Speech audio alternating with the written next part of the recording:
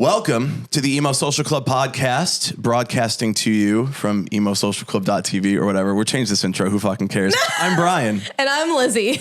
And we're talking tonight with Chicago pop punkers. Definitely, maybe. Thank you so much for hanging out with us. Yay. Thanks for having us. I'm Courtney, and I am the singer. I'm Sawyer. I'm the bass player and do some production. I'm Ian. I play guitar and do a lot of the music writing. I'm Julian. I play drums. And I'm just kidding. And what else do you do? And your icebreaker is your Yeah. fun fact. Jesus, no icebreakers. This isn't class. I'm glad that we finally got to have you on because we met at Emo Night here in Chicago recently, and you introduced yourselves to me, and then you popped off very much and had songs that are popular and videos that are popular, and you never needed us, so now we came to you. We like that. You got too big for us, and so we're like, oh shit, we got to get them before they're like too big. I don't know that there would have been a too big. If there gets to be a too big, we'll let you know. I think we will be very aware of that. But I think just to start off, let's get some questions over here because we want people to know who you are if they don't already know you, because then they'd be biffing it, and we don't want them to keep biffing it. So let's talk about how this most recent single that you had put out kind of came to be and how it's been so far for you with the reception of that latest single. Are you talking about the one that went viral on TikTok? Let's talk about it. Let's talk about that one too. We can talk. No, the most recent one. So are we having fun yet? Yeah. I love that one. We made that in LA during the same sessions that we made One More Night in, the viral one. And it's funny because we were all much more excited about Are We Having Fun Yet? And so we just kind of like wanted to get One More Night out there first so we could release the next one. We had no idea what would happen with One More Night, which is awesome because it teed up Are We Having Fun Yet? Really great. And we actually had written that song super late at night, the night we were like getting ready to leave for our session in LA. We had a super early flight. It was like 1 a.m. We were wrapping up demos to give to the producer, and I just came up with the idea on the spot, and it was very clear in my head, and I heard the guitar parts, and I heard the entire chorus melody, and I had all the lyrics in like 15 seconds, and I was like, hey, I know it's super late, and we gotta wake up early, but like, what do you think of this idea? And so if you hear the beginning of the song, that's actually the first take of me showing them the idea, like that we were scratching out for the demo. And so I say, or something like that. And that's like actually organic and real and kind of how the song came to be. And it was a lot of me saying, okay, now Ian, try this. Like trying to mouth the guitar parts because I don't know how to play guitar. Mm-hmm. And a lot of things like that. And then we went to LA and got it produced, which was really, really fun. It's all real drums, all real amps, all real everything, which is really, really cool. So you kind of did like the Nickelback How You Remind Me type thing where you're like, we're going to write the song in 10 seconds and it's going to bang. It's funny that you say that because in the chorus, they say these 5 words in my head, scream, are we having fun yet? Mm-hmm. And we didn't realize that until like the day it came out. And we were mind blown. So then we tried to do the thing on TikTok and it's not really working, but we'll keep trying. Like I accidentally rewrote How You Remind Me. 23 years later. Hey, we're asking the same questions. I mean, it's got to be important, right? I hope Nickelback is having fun because they deserve it. They should be. I hope that, yeah. Hope it's no longer screaming in their head. They're like, no, we are having fun now. And we hope, everyone else is everybody too. else is too, yeah. Yeah, that was a fun one to lay down, too. Like Court said, like, kind of One More Night was kind of, yeah, like, let's lay this down and then get to Are We Having Fun Yet? And working with Kevin on it was great because Kevin from the start, well, first of all, that whole LA experience was the first time that we had used so many, like, live, real instruments, you know, made real loud noises as part of the recording process, you know? A lot of what we do is direct, and so, like, that was just a sort of a new experience for this project for sure, but what was great about it was like Kevin is so used to that way of working that he like sort of vision cast the song from the jump and was like, just trust me on this. I'm gonna ask you to do some some things, that might seem a little bit weird, but it's all going to come together in the end. And so, like, one of the things that he did was, instead of like double tracking the guitars,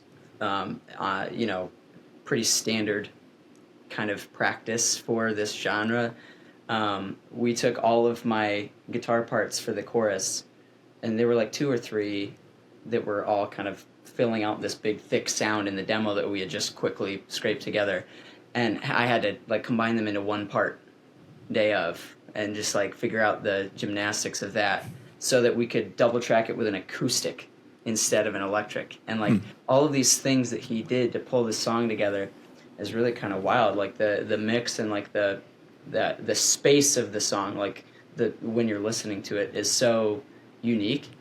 But that side of it was all Kevin's vision, just sort of guiding us and saying, trust me, I've got this. Yeah, Kevin is the producer, if you haven't gathered. Kevin McCombs, he's the wizard. He also mixed the song, and the mix is like so wild. We hadn't really heard many songs like that. It's like a really cool sound, so we were all kind of obsessed. It was a little bit of a culture shock for us at first. Like, we had a little bit of demo-itis at the beginning when we heard the first mix. We were like, holy shit, who is that band?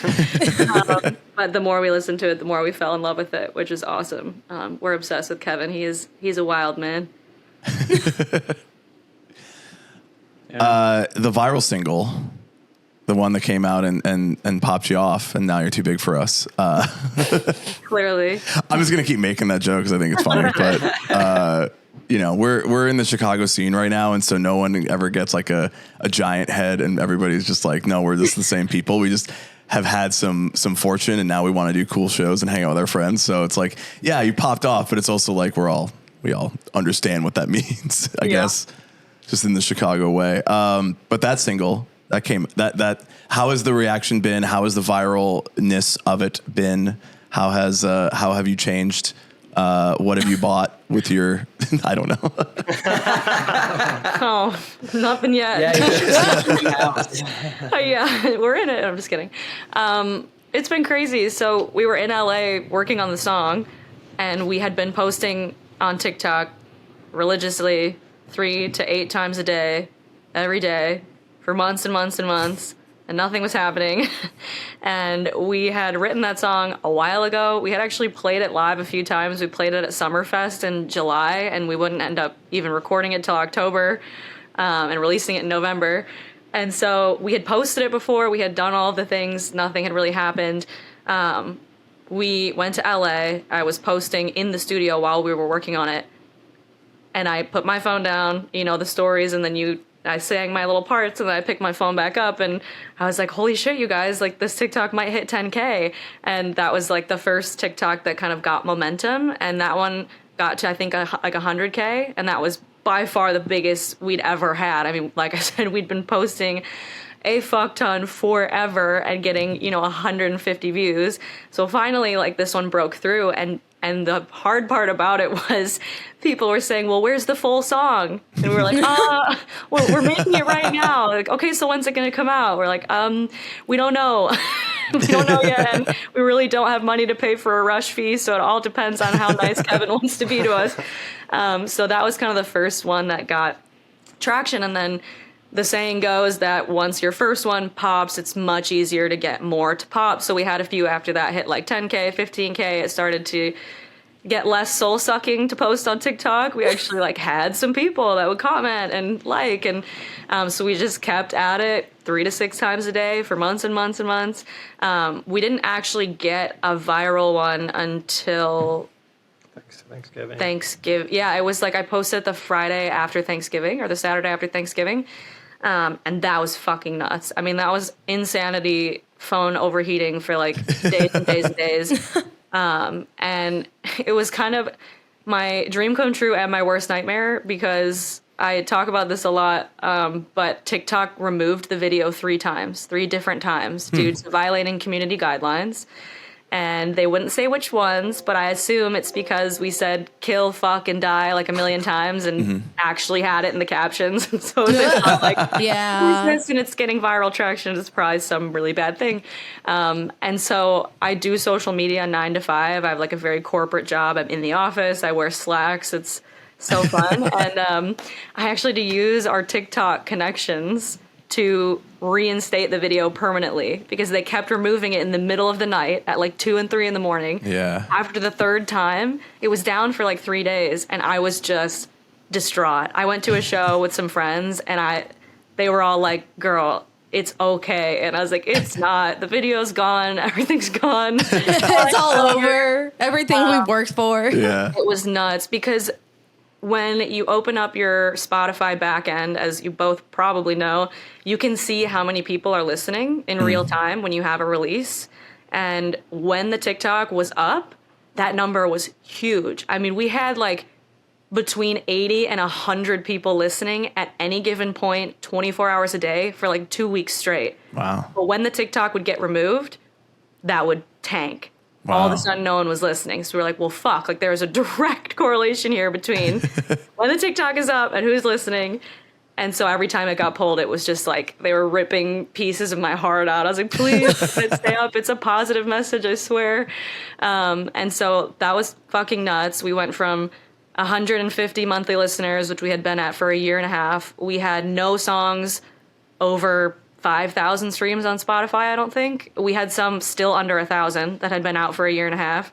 So it has like that little carrot that's like less than 1,000. Yeah. Which is always super encouraging to see. It's a fun yeah, it's fun to see. Yeah. And all of a sudden, One More Night gets 100K in like the first week or month or whatever it was. I don't remember.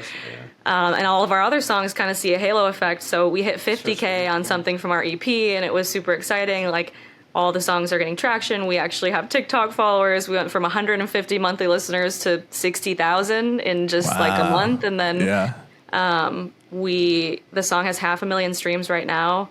And then over like the first week of January, we had another TikTok go viral. I got to 1 million. And then another one I posted that same week got 500,000. So we had like another little moment. I got to watch the numbers climb again. We had like 130 people listening at any given moment. It was crazy. And I think the coolest part is obviously when I wrote that song and when I wrote Are We Having Fun Yet, I was not having fun. I was not in a good spot.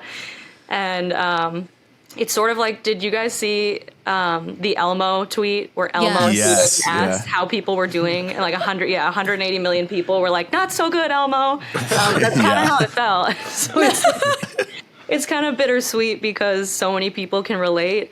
But I will get like just the heaviest DMs. And I mean, I love getting them. Send them to me, please. Like I can take it.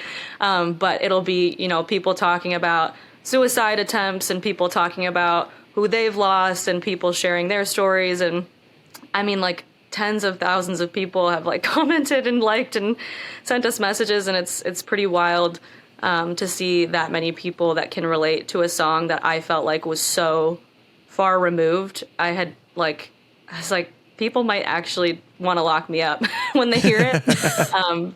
And maybe they do. But like, for example, I was really worried for my parents to hear it. They were very confused. But it's really cool to kind of get to know people's stories from that. And I think something we were worried about and something we had heard is that you can have a TikTok pop, but it's what you do after that that really matters. Like, you got to release a song really soon. You got to play shows. You got to try to get on tour. Don't wait. And like, something we had heard from friends who tour a lot is everyone on TikTok says, come to this city, come to Detroit, do this. And then they don't buy tickets. They don't show up. So we kind of like, I'd say probably I'm very pessimistic. I feel like they're relatively optimistic / neutral. So I expected nothing. I was like, okay, a TikTok went viral. Like, so fucking what? Like, many bands have had this. This is usually when they tank.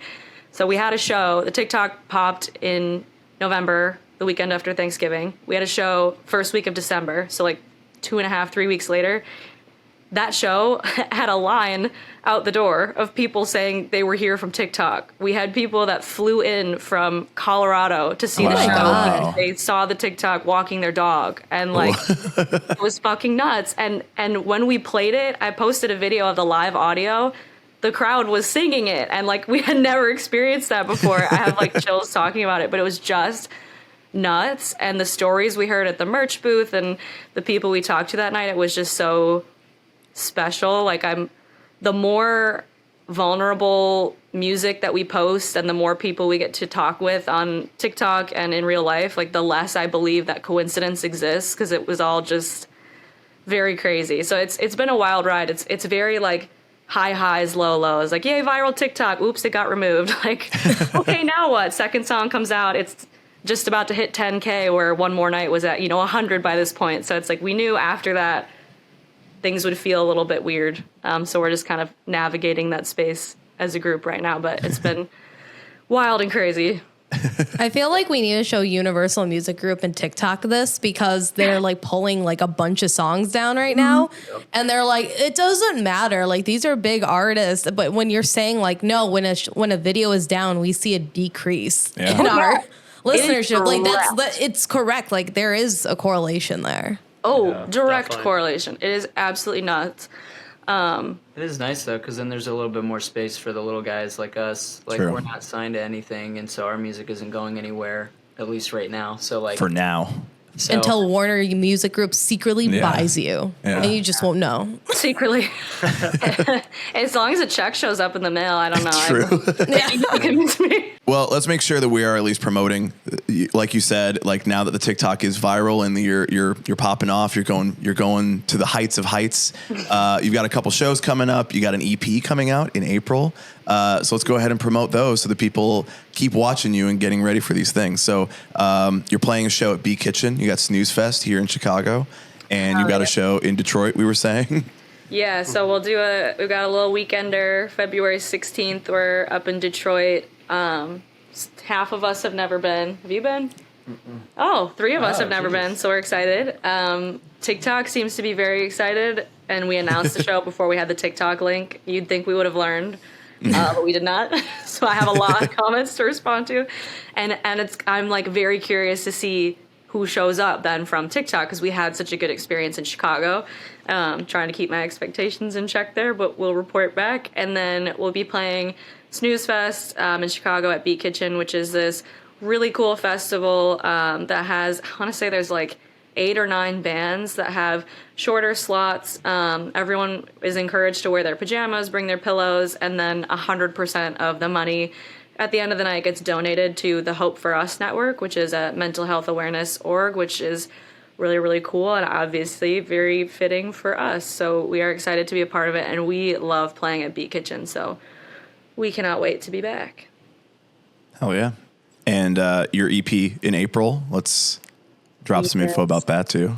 There is little known about the EP at this moment. we are starting to play some of those songs live though. Yes, we which played is cool. 2 of the unreleased ones in Milwaukee and Chicago. We'll probably play them at the Weekender in Detroit and Chicago.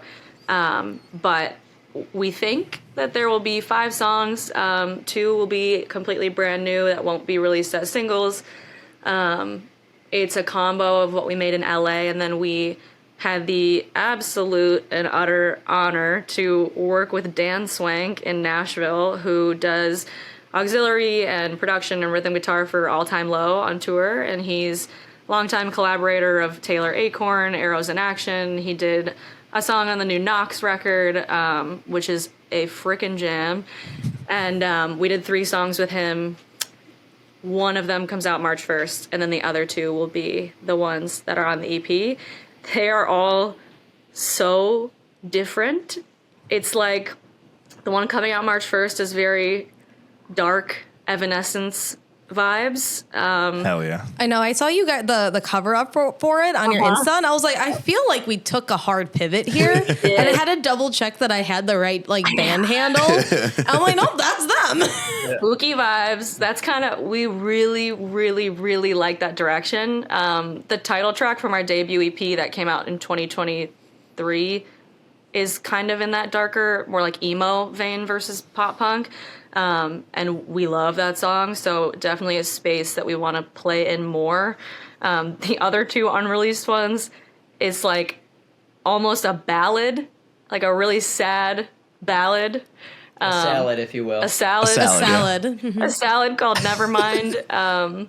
that we play live now, which is really fun, and people are just kind of like, wait, what? Because it's like slower and softer and so different from I Don't Sleep at Night, which is the spooky one. And then That one's actually also gotten like the most immediate response from people. Like there's you know, I think in general when we show people our stuff, it's positive and they're like, yeah, this is really good. But like even some of the fans that have been to a few of our shows now, when we played that one live at Bottom Lounge on Saturday, what? like, I Don't came Sleep up- at Night? No, Never never Mind. mind. Oh. Came up and was like, "Whoa, that new one! I really like it. I don't know why, but there's just something about it, you know." Yeah. Which is cool. What it started, I don't even know if I want, well, when it comes out and we come back on the show, because you had so much fun, we'll talk about what that song is about, because it's very heavy, but the song is so like twinkly. It's almost like 90s pop rock girly, like frickin' Sheryl Crow or Shania Twain, or like it's crazy. And then the final song, which we haven't announced yet and won't be released as a single either, is called Underscore. And the inspiration tracks for that were like Weightless by All Time Low and Heartbreak of the Century by Neck Deep. So it's like very pop punk, very guitar riff heavy, like just an absolute fucking ripper with like that line in the chorus that you're just like, ooh, like the hook is really fun. So I am pumped for that one to come out. I truly hope that it has good TikTok reception as One More Night. Obviously, it would be cool for all of our songs, but that probably won't happen. So it's funny because we all have different favorites from the EP, like wildly different favorites. I like I Don't Sleep at Night. Sawyer likes Underscore. Ian likes Nevermind. I don't know which one you I like. like them all. Julian likes them all. Julian likes the next one that's not The been safe made. answer. Yeah.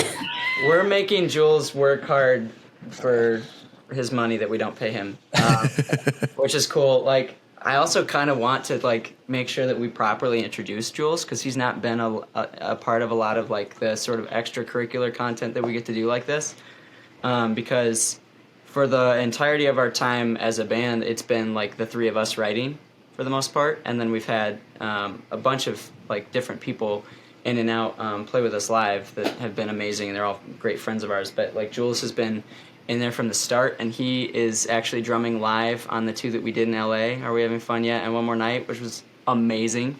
And so like that like kick-ass fill in the middle of One More Night, that he did that, like, you know, in person, no sweat. A little bit of sweat. Yo, you left no crumbs. Left no crumbs. It left no sweat. But he's been also getting more involved now. Like full disclosure, we're going to be writing more music after this podcast with Jules too. So, Hell yeah. but we came back with these 3 new songs from Nashville because Jules didn't get to go on that trip. He had some work stuff come up, but so, you know, it's sort of just been so far like, hey, Jules, here are these new songs for you to learn. He kept asking before LA, he's like, so which songs am I doing? And I was like, it's One More Night, and then we don't know. We don't know what the And next then we're one's gonna find out. Then you're like, guys, the night before, you Yeah. got like He was 24 hours on to the drive figure it out. there. He was literally He was learning, listening Are We to Having Fun SoundCloud. Yet? But we were like, On the drive there. it's just a like play whatever you want. But it's like he had never even heard the song before. But two cool things about the EP, and then if we want to move on, we can. But 2 of the songs, I Don't Sleep at Night and Nevermind, I started writing about something that I thought I was writing it about, and then by the time they were finished, it became about something completely different. So I've posted this on TikTok a few times, but I thought I was writing I Don't Sleep at Night about a toxic relationship that a friend of mine is in. I was sort of writing it from their perspective, or trying to.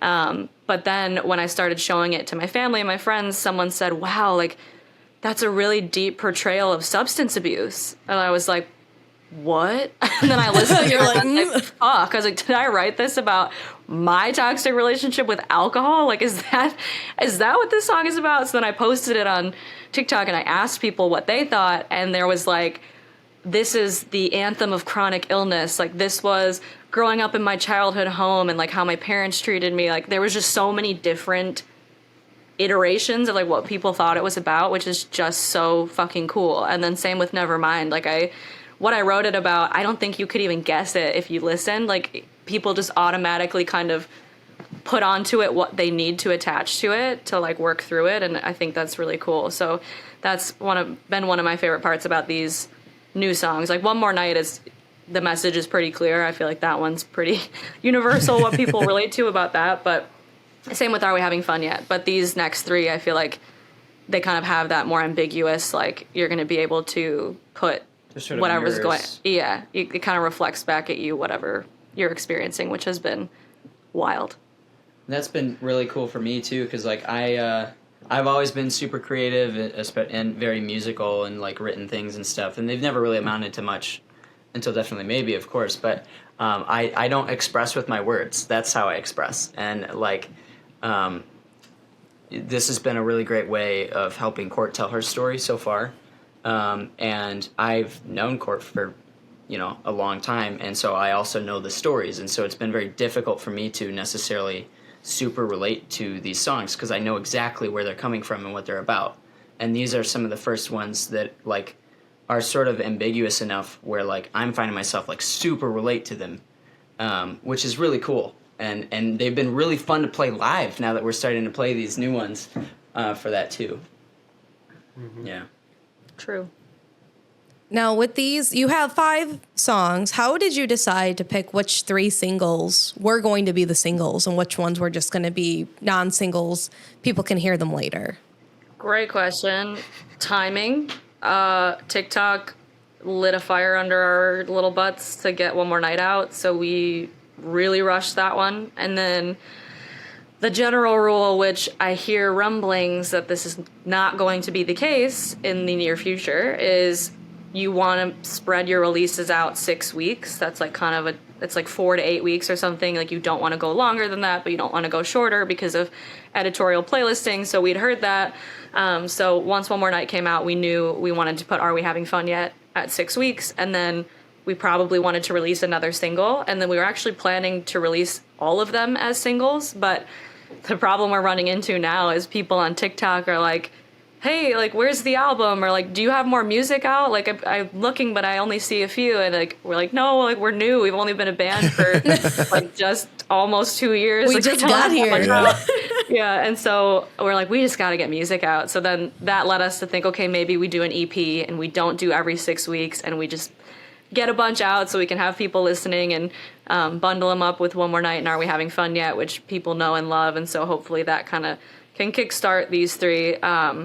But I Don't Sleep at Night, which is the last single that we'll release from the EP with the spooky artwork, is just so different and such a reflection of like a direction that we would love to head in, that I think that's what gravitated us to it, to release it as the first and I guess only single that we'll release from those Nashville sessions. It felt like it fit kind of the dark, wintry mood and vibe. So I think that's why. Nice. Yeah, good. That's one of those questions where we're just like, yep, and then we can let that one sit. Then we just let it sit. We'll ask a couple more that are just like kind of, these are like basic questions we're asking everybody and we're just seeing, where we're at with it. So maybe some of these will go around through everybody and just have everybody give their answer for it. What is the most emo song you are listening to right now? It can be your own, I suppose. We didn't actually say this when we were making this. Like, Oh, yeah. it could be your own song. It if you're could like, be. Like, there's no shame in it. You're adding to the, I have an immediate answer, but it's going to be kind of lame, sort of. Oh, do God. it. Because it's not emo in the like traditional sort of. Well, you are on sound. the Emo Social Club podcast, so you watch your mouth. boy. Yeah. So yeah, I was Yeah. like lyrically, it's emo. I identify with like, the song takes me to a similar place, and it's "I Miss Myself" by Ren for short. That's been like an on repeat song for the last like over a year for Not me. emo. It's not, but it's very like but it has the song. vibes. similar Great song. lyrical like sort of content. I would say She was at Riot Fest. yeah. So like maybe check it out if you're Is want- it more like alt rock, like the radio alt rock type of vibe? I would say so. Okay, Yeah. that's what I think I've heard the name before, and I was like, I think that's where I probably heard it. That Yeah. song smashed live. It was so good. Yeah, and like I love it because like for me, the emo genre growing up, I never really fully got to experience it in the way that I am now. More because I don't know that I had a whole lot of those emotions to really relate to, that I was being honest with myself about at that time. But I've always really related to like super dynamic music, and that song makes such great use of that. Like it creates this huge space, and then all of a sudden, like at the end of the song, everything comes in and it's super high energy and like everyone's there. And like that really kind of hits those lyrics into my soul like so much harder. So Nice. I'm curious your answer, Mr. Talkative. I mean, mine's probably Coma right now. Coma by Taylor Quinn. Yeah, which that's a good that's one. not that emo either. Yes, it is. Okay, yeah. She's an emo artist. Yeah, she's like pop punk Shapeshifting. emo. Yeah. Yeah, shapeshifting's emo. Yeah, so yeah, that's probably mine right now. Okay. Mine, would you consider the Uninvited emo? I'm like literally obsessed with this band from the UK called Uninvited.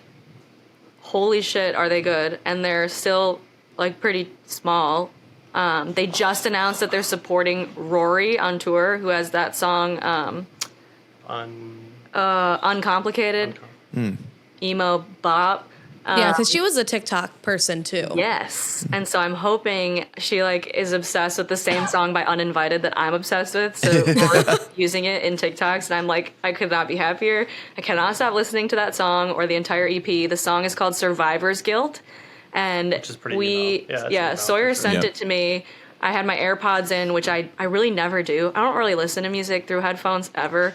For some reason, I think it's something about the way I grew up. They weren't allowed at my house, so I just didn't do that. Long story short. And I had my AirPods in. I was walking to the Green Line to get home from my corporate job. And Sawyer sent me this song on Spotify. I clicked it open. It starts to play. And halfway through, I realized not only like it's raining outside, I'm in my fucking slacks and my Chelsea boots are click clacking on the sidewalk, and I am crying. That hasn't happened to me from listening to a song for the first time in a very long time. I don't know if I can remember the last time I've cried at a first listen to a song. It was just, it like hit so deep. It reminded me of me and my sister, the one that passed. And in the second verse, right before you go into the chorus, the line is, "You've got it in you too, make it one more night." And like the instruments cut out and they say, "Make it one more night." And I was like, what? I was like, I texted Sawyer and I was like, why didn't you warn me? And he was like, what? I was like, did you hear what they said? Like, this song's so fucking sad. This song is so It's beautiful. It's so good. And every song on that EP is so good.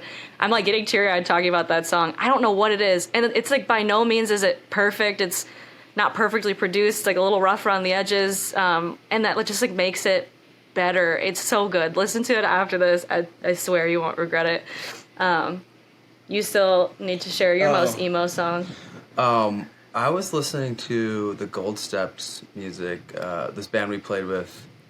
What was it, last Friday and Saturday? Yeah. We have this song called "Stay the Same." It's like their hit, and I've been like listening to it on repeat. So Banger. It's pretty good. Yeah. So good. Oh yeah. We play with Friends them of a the lot. pod. They're at Snooze Fest too. Nice. Yeah, we had him on like last year, I think. Yeah. I have a better answer to the question if you really need like a full on. I'm sorry, do we all get to go twice? What's the second most emo What's song the you're listening second to? one? Let's think about it now. Can you just tell it it's to me just an first? album. It's Fever Dream. Palais Oh, Royale's okay. album Fever Dream Yeah. isn't just a work of art. That also, we saw them live, and they're fucking nuts. They played a cover of, you would know about this. They played a cover of Teenagers by MCR, and the crowd just went ballistic. Like, they just went, the floor at Aragon was like shaking. It was God. so fun. One of my favorite songs from that record. Oh, yeah. It's a fine song. It's there. I'm not going to be mad when everybody's enjoying the song together. You know, it's like, Oh, all you right, hate hell that yeah. one, don't you? I read this post. Or no, I- it's a different one. It's a different one. What's I up? don't We- care for famous last words, Yeah, but that's- we yeah, both he's a hater. agreed that We both like agree on on the Teenagers are record, not. Teenagers is like one of the weaker songs on Black Parade.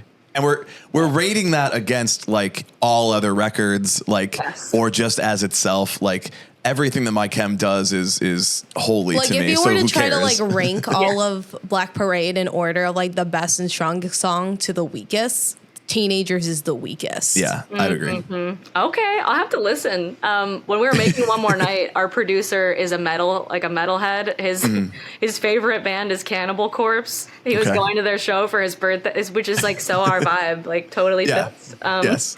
And I sang the line in the One More Night breakdown that's like, I'm not okay. And he was like, can you just like take that My Chem line one more time from the top? And I was like, oh my gosh. I was like, oh, we have That's a nod so to funny. My Chem. Like a slight little, and I also had never heard them called that. I had always heard them called MCR. I was like, now I have a cool nickname for them too. And I sound hip and industry like. So that was So fun to realize. industry. A little shout out. That's awesome. Yeah. And so also going forward, it might be hard to collab with My Chemical Romance, but who would you Why are want you to doing try to transitions collab? right now? Oh man, this was Lizzie's so doing easy so many for me, transitions. and it might actually. Well, I don't want to spoil Yeah. it. But we are named after a pop punk song from 2003, definitely maybe by FM Static. Fucking ripper. That is actually the side project of the dudes from 1,000 Foot Crutch, which is like metal, new metal. I don't know. Yeah. I'm not well versed in my metal genre. I'd say new metal. Yeah. That's fair. New metal, which I also loved. And the lead singer and writer, and he also produces a lot of stuff and produced a ton from that era. So like Hawk Nelson vibes, Reliant K, like that's the shit I grew up on. I grew up in a super conservative Christian household. My life is very different now.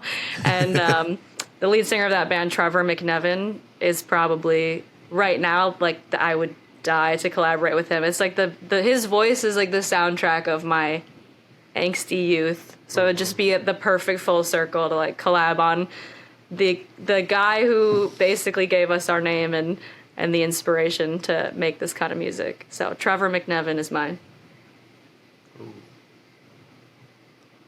You have yours.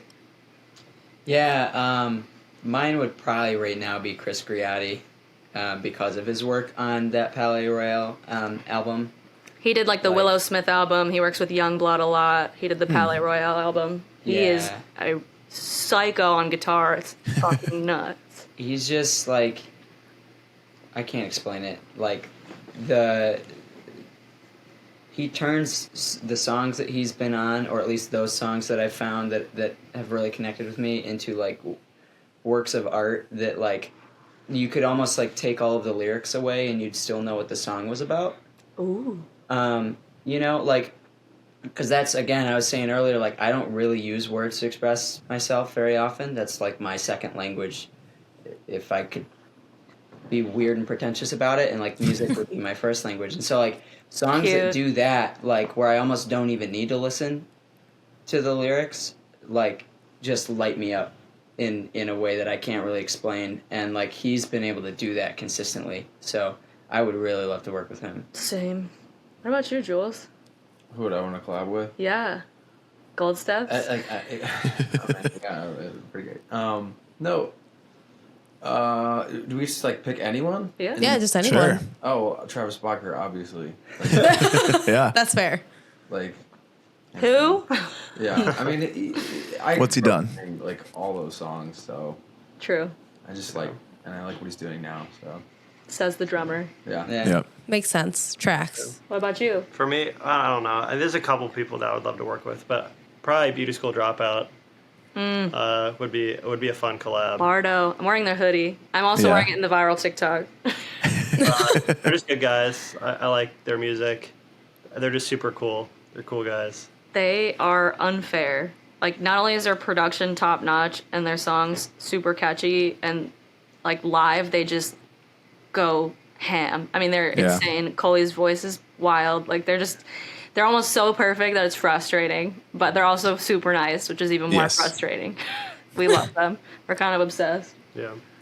They did a Lala after show with Loveless. Loveless, right? yeah. So we saw them there, but they also came through the Lollapalooza emo night that we did. Damn. And so I was like, saw them there, and I was like, hey, you're in Beauty School Dropout, right? And they were just like super friendly. And I'm like, yeah, I haven't heard of you guys before this weekend, but I saw a bit of their set at the fest, and then I saw them at that Loveless show, and I was like, damn, they are really good. And Yeah. I'll add on to what you said. Like, not only are they very talented, but like good looking dudes, and it makes me so my mad. God.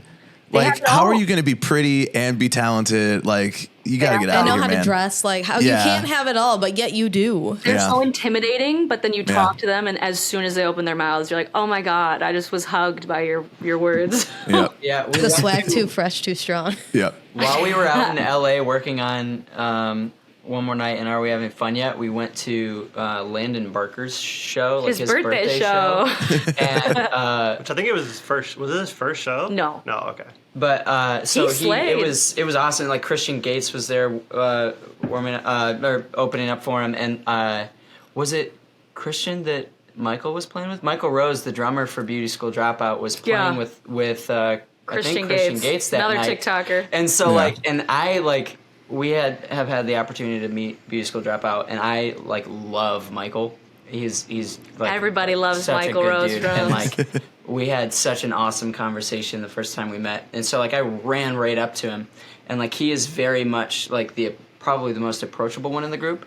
And then we turn around and like Coley walks in with his sunglasses on, and everybody immediately Yeah. like swarms him and knows who he is, and he's like already this rock star. Bardo's status in standing LA. 10 feet tall with his Yeah, and it's cool like it's crazy. outfit. They're like there's a word or a phrase for that I can't think of, but like they're just sort of pull on.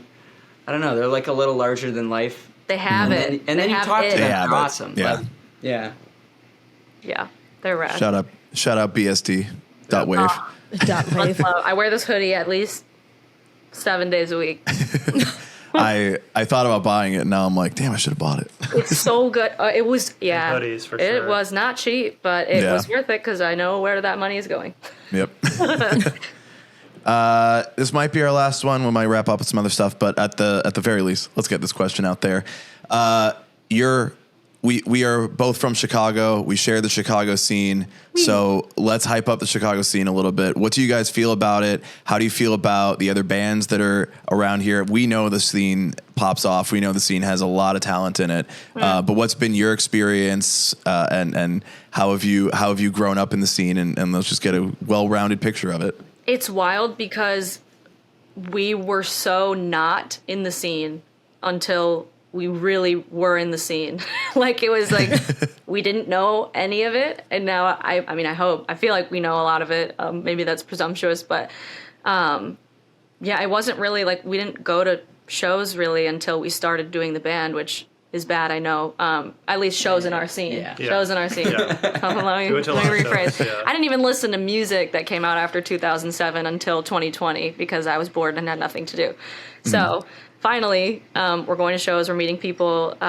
It's been so weird to be very pleasantly surprised with how friendly and welcoming everyone is, which has been wild. I mean, even before the TikTok went viral, everyone in the Chicago scene treats you like your band is something, even if it's not. Or, I mean, it's something to someone and it's something to you, but to be a band that has played 2 shows and has 140 monthly listeners, and to be treated like you're this cool hit band from Chicago, like breaking into the scene, it just was really encouraging and validating, and made it really fun to play those shows when maybe everyone that was there for us we knew, but like it allowed us to put on a show for these other bands. And like a lot of Midwest is kind of like a scene too, as well as Chicago, but I feel like I don't want to play the shout outs game, but we have so many we could shout out. You can shout them out. Yeah, you can do it. We've been talking a lot with the When the Sun Sets boys, and they're just so kind. They have a very similar mission. They always donate a portion of their merch to Hope for the Day, which is rad. And then Gold Steps is Milwaukee. We play with them a fuck ton. They're fantastic. We've played with Color Me Amused quite a bit. Suitable Miss out in Denver. We've played with a ton. I don't know if Denver is Midwest. No. Some people argue it is, but I'm Yeah. like, it's just like off in the it's in like what, like It Rocky has Mountain time too. Like mountains. they're somewhere else. It's more Mountains are not Midwest. Midwest. True. Yeah. But It's like we're central, and that's more technically Midwest. Yes. Like but it's if you're not. looking at a map. We just played shows with Highwire. We're doing this weekend or with Guardrail. Planning some stuff with When the Sun Sets for hopefully spring. So it's just, yeah, it's really friendly. It's been a lot of fun. Thanks. Oh yeah, and if you've heard of the band Good Hangs, who also has a lot of fun on TikTok doing their what's it called? What is this garbage? Which they stopped, and I'm starting a petition to bring it back. But the rhythm guitar or lead guitar, one of the guitar players officiated our wedding. He's one of our best friends. His younger brother's in the band. He was in our wedding. He played guitar for our first dance, and we just will forever love those guys. And it's been crazy because the lead singer of Good Hangs, or not lead singer, but the guy that officiated our wedding used to be our pastor at church. And now he's in Good Hangs, which is such a crazy contrast. I mean, that's such like I listened to Good Hangs first recently because I had to do a write up for Adobe about it, and I was like, this is what Neighborhoods and like the other, what I'm blanking on, A Bored to Death, whatever it was, that album that was the worst Blink-182 album I've ever heard in my life. This is what it should have been. Ooh. And that's how I feel. Like, I was like very thoroughly impressed. I listen to a lot of music all day, every day. And I'm like, I know what is not good and I know what is good. They're like, I don't know why they aren't bigger. Yeah. They're talented. They are. They're really good. They taught us so much. Like Yeah. Anthony was also, while he was our pastor, he was also the worship leader. So he like encouraged Ian to play guitar on stage for the first time. We all met in church band at that church under his, leadership and whatnot. So like we have them to thank for a lot. Although I cut Anthony you is off. also like the guy to be, I don't know, like he can be very frustrating too because I Okay. knew he was really good. No, like in a good way, because I know that It's like we I knew gotta he was balance shit really- here. Yeah. Love you, Anthony. I knew he was really good at guitar, and when I started playing at that church, that was like one of the first things that I'd ever done, playing guitar in front of people. I was a trumpet player for years and was just learning guitar for fun, and like I knew that he was good, but he knew that I was good, and so I'd be like, "Hey, what can I do better?" He's like, "You're good, man." Like he's like an encourager and like lighthearted in that way, but like. It did drive me a little crazy because I'm like, I am inclined to beat myself up about the things that I really care about, and like he was not letting that happen. So it was kind of funny, but like he's been supporting us like every step of the way. Yeah. He's taught And us so much. Yeah, he produces all the Good Hang stuff. Like he mixes and produces all their stuff for the band. Yeah, and he taught me how to play bass too, which is cool. Oh yeah. Damn. He taught me guitar, which I don't ever practice anymore. I don't know how to play, but it was fun. I played drums back in those days at a little churchy band. It's nice that you've had that experience, I guess, in the scene here, because I was like, everybody I talked to in Chicago is like, yeah, everybody gets along and everybody does stuff together. And then I'm like remembering me in like 2012 and being like, everyone fucking hates us. Everybody doesn't want to work with us. Yeah. And everyone is just dicks all the time for no reason. And I'm like, I'm really glad that that's changed. But however, I don't want to do music in this scene anymore. You know what I think? I feel like now that having a feature is such a big thing, I feel like that's like a hidden reason why people are so nice to each other. Because you never know now who's gonna pop next. Yeah. So you're like, I gotta be nice to everyone because they can have the next viral TikTok. So I want to be their friend. No, it's the That's LA true. effect all over Yeah. here. It's a little I more don't know, genuine though, 'cause, here. Yeah, but- I No, don't- it is definitely genuine. Yeah, we're here. genuine. Chicago is a genuine city about all that. It's very Midwest. authentic. That care. hospitality. Yeah. Oh, but the Midwestern goodbyes are so bad. You leave shows so late, and you are closing down the bar. It is like so hard to Oh leave. yeah. I will shit talk drummers real quick. Oh my god. So Jules, if you need to leave the room, I understand. Day. Say. No, I'm sure this isn't something you do, but every time I'm leaving a show late, it's because the drummer, like if we're headlining or something, the drummer will always be the last person to clear off his shit from the stage. And I'm like, Not in what are this you band. doing? Jules is first. We've not had the headline yet, so who knows? True. We'll see. Oh, we love opening. We're gonna open forever. It's the best. Headlining is the worst Openers thing you can only. do. Opening, going on at 6 and 7. Mwah, beautiful. We love. Like, get rid of the pressure. Like the headliner is the one that really has to draw, right? So Yeah. you get rid of all that pressure. But then because you have taken on that responsibility, your drummer thinks, I don't have to clear the stage. It was all on me today. So I'm just going to grab another drink before everybody's gone from the venue. And then I'll go ahead and take off my snare drum. Anyway, I'm sure Jules has never done that. So I don't want to. I don't want to Try point. not to, and I always try to bring a couple of friends who will offer to help me, which is That's good. That's even, That's good. that's even better. Where can people find you on the internet? Where can they follow you? Where can they listen to the music? What should they be looking forward to? All that stuff. And we'll just let you promote yourself here as well. Anyone else want to try? Or you want me to do it? You got it. Okay. You got it. all right. He sits up, gears up. Just comes the battery. We are obviously very active on TikTok. That's where we'll preview all of our songs. We post a lot of fun stuff there. There's been some requests for more gear talk. You should do some production talks. But we post a lot of fun stuff, a lot of behind the scenes of how we make our music. We have a lot of cats, so there's a lot of cats on there if you're a cat person. TikTok definitely may be banned. Same thing on Instagram. Instagram is where you'll find information about shows. We'll always pin that to the top. So if we're playing, you should be able to see that on there. And that's where we can post like the clickable link in the story and you can buy tickets. But they'll always be on our link tree, which is a lot easier to spell. So if you can't spell definitely, which is like 93% of the world. Defiantly. Yep. Yep, Every time. Defiantly, maybe. Yep. We get that a lot. I almost want to make merch with that like crossed out. But yeah, Linktree/DM band is like where we have all of our links. So we have music videos up. We just released one for Are We Having Fun Yet? That's on our YouTube, which is definitely maybe banned. But you can find it on the Linktree if you can't spell it. Or if you keep Googling it and all you get is the Oasis album that turns 30 this year. Hell yeah. Go to our Linktree.